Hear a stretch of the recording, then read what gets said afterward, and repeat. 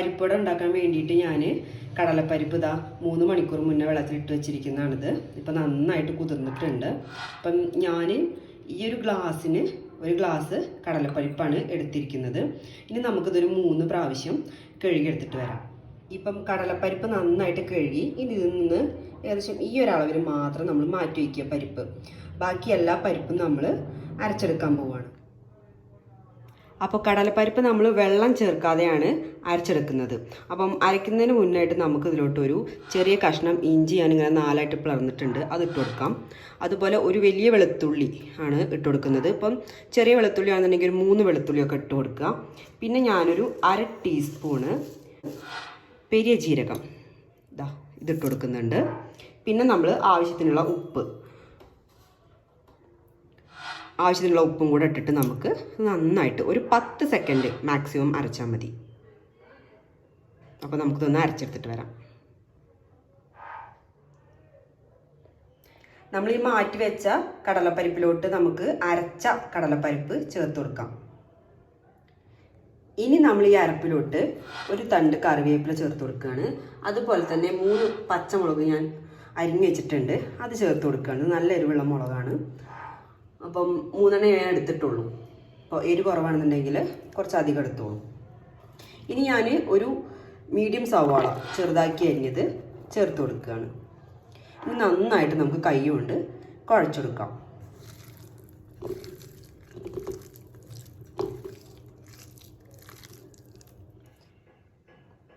ഇപ്പം ഞാൻ നന്നായിട്ട് മിക്സ് ചെയ്ത് വെച്ചിട്ടുണ്ട്. അപ്പം ഞാൻ വളരെ കുറച്ച് മാത്രമേ പരിപ്പ് എടുത്തിട്ടുള്ളൂ.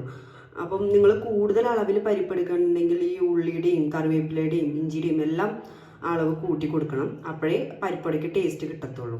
ഇനി നമുക്ക് എണ്ണ ചൂടാവാൻ വെക്കാം. ഞാനിപ്പം യൂസ് ചെയ്യുന്നത് റൈസ് ബ്രാൻ ഓയിലാണ്. നിങ്ങൾക്ക് ഏത് ഓയിൽ വേണമെങ്കിലും യൂസ് ചെയ്യാം. സൺഫ്ലവർ ഓയിലോ അല്ലെങ്കിൽ വെളിച്ചെണ്ണയോ ഏത് വേണമെങ്കിലും ഉപയോഗിക്കാം. അപ്പം നമുക്കിതൊന്ന് ചൂടാവുന്നവരെ വെയിറ്റ് ചെയ്യാം. ഇപ്പം എണ്ണ നന്നായിട്ട് ചൂടായിട്ടുണ്ട്. ഇനി നമുക്ക് 2 കൈയിലും ഇതുപോലെ വെള്ളം നനച്ച് കൊടുക്കാം. എന്നിട്ട് ആവശ്യത്തിനുള്ള മാവെടുത്തിട്ട് ഇതുപോലെ ബോളാക്കുക. ഇങ്ങനെ കൈ കൊണ്ടൊന്ന് പരത്തി കൊടുക്കുക.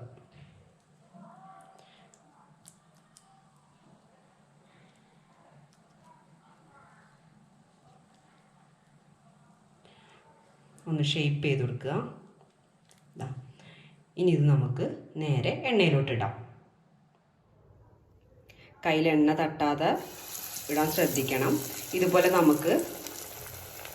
നമുക്ക് ബാക്കിയുള്ള മാവും ഷേപ്പ് ചെയ്തിട്ട് എണ്ണയിലോട്ടിടാം. അപ്പം ഈ ടൈമിൽ നമ്മൾ ഫ്ലെയിം മീഡിയത്തിലിട്ട് വെക്കണം.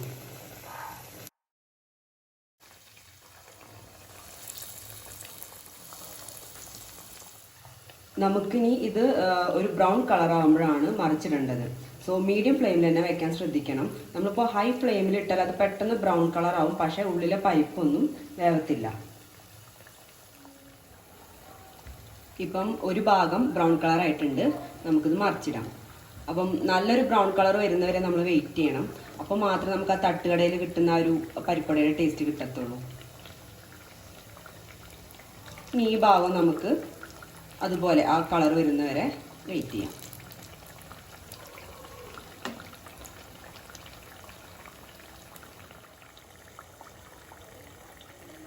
ഇപ്പം മറുഭാഗവും ബ്രൗൺ കളർ ആയിട്ടുണ്ട്, നമുക്കിത് കോരിയെടുക്കാം. അപ്പം എല്ലാവരും ഇത് ട്രൈ ചെയ്ത് നോക്കണം. നമ്മുടെ തട്ടുകടയിൽ കിട്ടുന്ന പരിപ്പുവടയുടെ അതേ ടേസ്റ്റാണ് ഈ ഒരു പരിപ്പുവടയ്ക്കുള്ളത്.